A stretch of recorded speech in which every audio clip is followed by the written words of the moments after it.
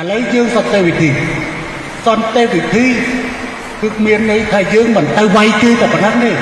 ប៉ុន្តែបើសិនគេមកវាយយើងគឺអត់សន្តិវិធីជាមួយទេវើយនិយាយគ្នាហើយ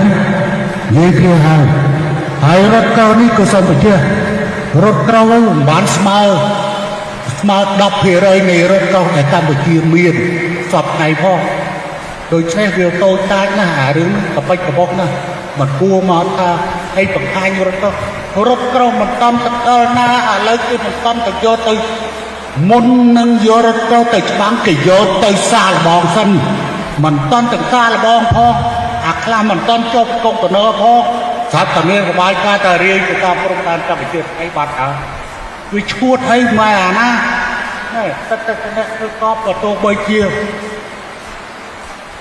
សម្ដេចកលាហោមគោបីគាត់មកធ្វើតបតែគាត់ក៏មានជំនាញតបដែរតែកម្យានជាអតីតអគ្គវិទ្យាការកងតប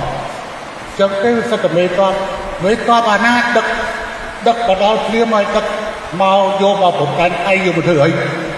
ដឹកនាំតែអស់អរិញអស់ពេលដឹកយកមកធ្វើអីប៉ុន្តែបើមានការចាំបាច់អានេះយើងឆ្លាក់វាមិនយូរquáទេ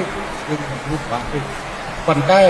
ឲ្យតាមព្រំដែនយើងមានសមត្ថភាពគាត់ដើម្បីនឹងឆ្លើយតបចំពោះភាពការថ្មីក្នុងករណីដែលមានការពៀនបន្ថែមយើងក៏មិនអាចអោបដៃឈរមើលការពៀនបន្ថែមតែខ្ញុំបញ្ជាក់កម្ពុជានៅតែប្រកាន់អេរិយាបថដោះស្រាយដោយសន្តិវិធីតាមរយៈការចរចាទៅលើយន្តការរបៀបស្រាប់អាហ្នឹងហើយមានចែងនៅក្នុងកិច្ចព្រមព្រៀងក្បាច់គឺមានការកំណត់អំពីការ